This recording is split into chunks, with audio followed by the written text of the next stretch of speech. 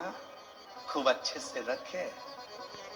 तो जैसे तुमने प्रार्थना करी वैसी प्रार्थना तुम्हारी बहू की माँ ने भी करी थी।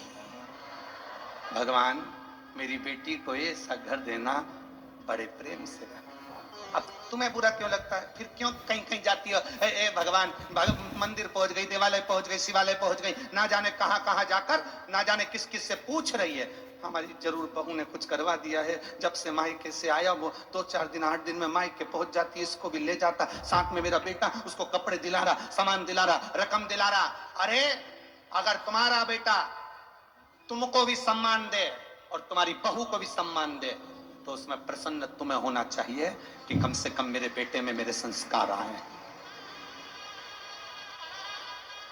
मेरे बेटे में मेरे संस्कार। बहुत ध्यान देना, बेटा अच्छा निकले तो तुम्हें स्वर्ग देगा, बेटी अच्छी निकले तो तुम्हें वैकुंठ देगी। और बहू अच्छी निकल जाए तो तुम्हें कहीं जाने की जरूरत नहीं है, तुम्हारा घर झोपड़ा भी होगा तो स्वर्ग बना देगी। अगर बहू अच्छी निकल जाए तो तुम्हारा झोपड़ा जैसा मकान भी होगा तो स्वर्ग बना देगी। और अगर बहू अगर गलत निकल जाए तो तेरी 4 मंजिला बिल्डिंग को भी तेरे रहने के लिए नरक बना देगी। आंख में से 24 घंटे आंसू झड़ेगा, 24 घंटे आंसू, 24 घंटा दोहरी जिंदगी जीना। शिव महापुराण की कथा कभी नहीं कहती कि दोहरी जिंदगी जियो। शिव महापुराण की कथा कहती है आप जो कर रहे हो उसमें श्रेष्ठता आपकी देखिए, आप दूसरे में उसमें गलत ना देखें, दूसरे में भेद ना देखें। बेटी अच्छी रहे ये हर मां कामना करती है, बेटी सुखी रहे ये हर मां कामना करती है। उसी तरह आपके घर में भी आपके बेटे की जो बहू आई है अगर वो सुखी रह रही है तो ये उसमें उसकी मां की कामना होगी। आप जैसे कामना करते हो वैसे वो भी कामना करती होगी कि मेरी बेटी सुखी रहे। सर्वे भवन्तु। हमारी बात का कई माताओं को बुरा लगेगा, उन्होंने रिमोट से टीवी बंद कर दी होगी, पक्का। पर अपने को कोई फर्क नहीं पड़ता, खाया बिना रह जाऊं पर बोला बिना। इसलिए जो अच्छा लगे वो बोलो।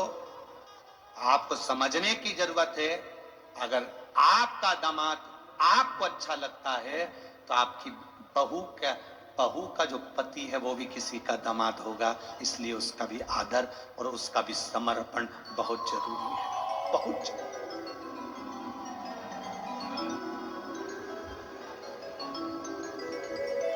बहुत जरूरी। महाराज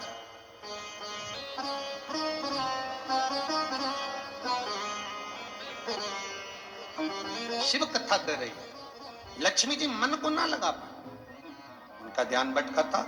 अश्व को देख रही थी, घोड़े को देख रही। जब अश्व को देख रही हैं, घोड़े को देख रही हैं, भगवान नारायण ने नेत्र खोलकर देखा तो लक्ष्मी जी का घोड़े पर ध्यान था। तो लक्ष्मी जी को देखकर भगवान नारायण को क्रोध आ गया और उन्होंने कह दिया लक्ष्मी मेरा श्राप, अपने पति के साथ बैठने पर भी तू घोड़े पर ध्यान दी है, इसलिए मृत्यु लोक में तू अश्वी बनकर, घोड़ी बनकर तुझे जन्म लेना पड़ेगा, अश्वी बनना पड़ेगा, तुझे घोड़ी बनकर जन्म लेना पड़ेगा, मृत्यु लोक में तुझे जाना पड़ेगा। लक्ष्मी जी की आंख में जल भर गया, आपने मुझे श्राप दे दिया। भगवान नारायण कहते हैं पति के साथ में होने पर, पति जब बोल रहा है, बात कर रहा है, धर्म पत्नी जब बात कर रही है, उसमें तुम्हारा ध्यान भटकना नहीं चाहिए। शिव महापुराण एक बड़ी सुंदर बात कहती है, जब तुम्हारे घर में कोई अतिथि आए, तुम्हारे घर में कोई मेहमान आए, तुम टीवी पर, मोबाइल पर कथा सुन रहे हो तो टीवी मोबाइल चलने दो। यदि तुम्हारे घर में कोई अतिथि आए, मेहमान आए और तुम टीवी पर, मोबाइल पर कोई एडवर्टाइज देख रहे हो, कोई सीरियल देख रहे हो, कोई नाटक देख रहे हो, कोई न्यूज सुन रहे हो, तो भले टीवी बंद कर दो और अतिथि का आदर करो, सम्मान करो। हम गलती क्या करते हैं, अतिथि आता है, टीवी चलती रहती है और आप उस टीवी में अपना मन लगा कर रखते हो और अतिथि का आदर नहीं कर पाते, सम्मान नहीं कर पाते। उस समय पर तुम्हारा ध्यान उस अतिथि में होना चाहिए।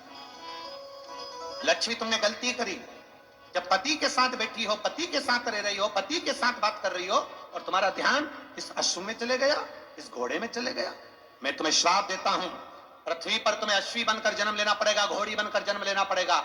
लक्ष्मी जी हाथ जोड़कर पति के चरणों में नमन करने लगी, आप मुझे क्षमा करो।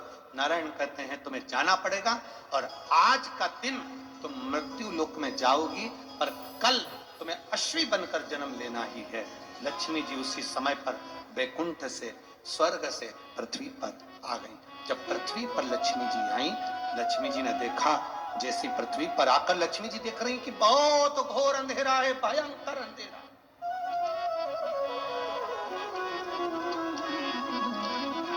आज लक्ष्मी जी पृथ्वी पर आई, घोर अंधेरा, अमावस्या की रात्रि है, भयंकर रात्रि, चारों तरफ अंधेरा ही अंधेरा।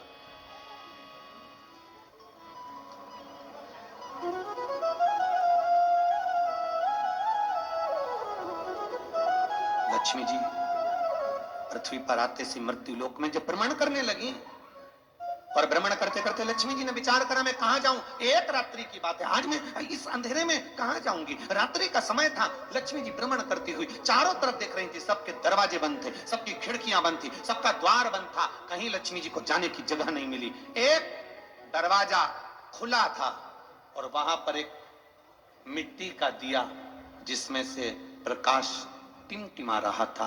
लक्ष्मी जी उस घर के अंदर प्रवेश करी, एक बूढ़ी मां बैठी कपड़े को सिल रही थी। बूढ़ी मां वस्त्र बना रही थी। एक बूढ़ी मां वस्त्र बना रही है, बूढ़ी मां कपड़े को सिल रही है। अब लक्ष्मी जी अंदर जाकर बूढ़ी माता को नमन किया, प्रणाम किया। लक्ष्मी जी ने कहा, मां क्या मैं एक रात्रि आपके यहां रुक सकती हूँ? बूढ़ी मां काम में लगी हुई थी, उसने गादी बिछा दी, एक तकिया दे दिया और लक्ष्मी जी को पहचानी नहीं, इतना कहा, बहन आप आराम करो, आप रुको, आप रहो। मां मुझे भूख लग रही है, भूख लग रही है। कपड़ा छोड़कर मां, कपड़ा छोड़, मां कपड़े को छोड़कर मां उस माता लक्ष्मी को पहचानी नहीं, पर एक स्त्री के लिए भोजन ढूंढने के लिए गई, पर घर इतना साधारण सा था, बड़ी गरीब परिस्थिति का था, भोजन जितना बनाया था वो समाप्त हो चुका था।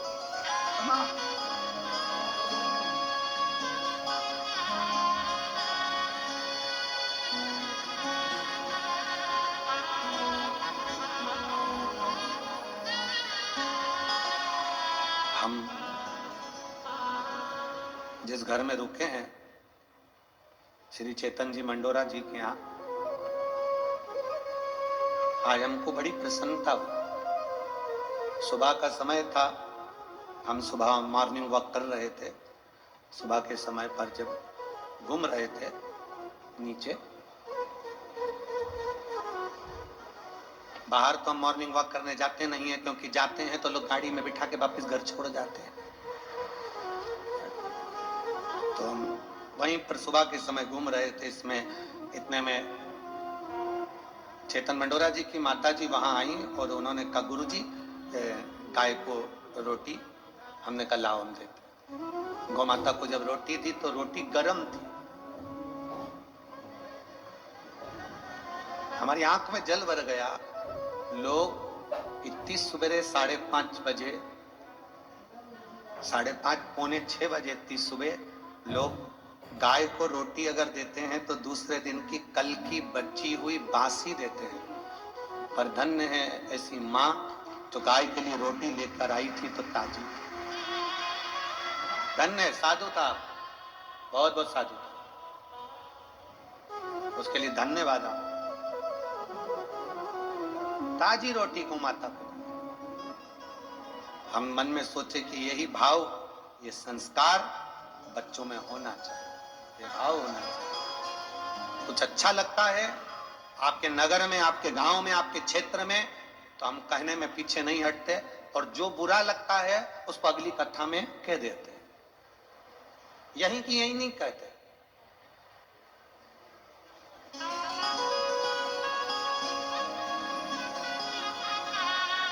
क्योंकि यहां कहेंगे तो दाना पानी तुम्हारा ही है। तो जो बुरा लगे उसको तो अगली कथा में बोल दे, जो अच्छा लगे वो बोल दो, तो प्रेम है। तो स्नेहता, आपका वात्सल्य, क्या दूं मैं, क्या प्रदान करूं मैं, क्या दूं मैं। अब नारी बैठी है और कह रही है, मां मां मुझे भूख लगी है। लक्ष्मी जी आवाज लगा कर कह रही है, मां मुझे भूख लगी है, कुछ है आपके पास में। मां ने अपना घर टटोला, कुछ भी भोजन के लिए नहीं मिला, कुछ प्रसाद पवाने के लिए नहीं मिला। अब अतिथि है, अतिथि आया दरवाजे पर। अभी हमने कहा था दरवाजा किसके लिए खोलकर रखना है, लक्ष्मी के लिए दरवाजा नहीं, अतिथि के लिए, मेहमान के लिए। कोई आए तुम्हारे दरवाजे पर, उसके लिए दरवाजा खोलकर रखो। जब हम दूसरे के लिए द्वार खोलेंगे तो लक्ष्मी हमारा द्वार अपने आप खोल देगी। लक्ष्मी अपने आप द्वार खोल।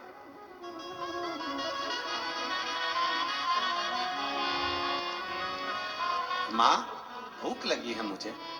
इतने में बूढ़ी मां ने कपड़ा फेंका, वस्त्र बनाने वाला कपड़ा बूढ़ी मां ने जमीन पर डाला और कहती है, रुक जा बेटा, मैं अभी अंदर से आती हूँ।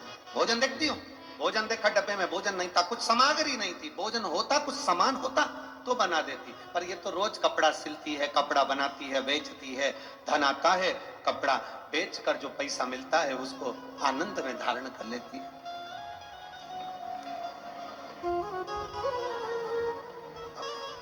है नहीं, याद आया बूढ़ी मां को, याद कि जब मेरा विवाह हुआ था, बूढ़ी मां की शादी, और बूढ़ी की उम्र है 75 वर्ष की, और शादी की उम्र का ध्यान स्मरण आया कि मेरे पास कुछ नहीं, पर मेरी जब शादी हुई थी, पूजन अभिषेक जब किया गया था, मेरे पिताजी के पास में देने के लिए कुछ भी नहीं था। उन्होंने अपने एक वृक्ष में से शहद मधु को लाकर मुझे दे दिया था। वो मधु का डब्बा मेरे पास में रखा हुआ, शहद का डब्बा मेरे पास रखा हुआ, शहद का मधु का डब्बा मेरे पास। वो शहद का डब्बा मेरे पास में है, वो मधु का डब्बा मेरे पास है। मधु अब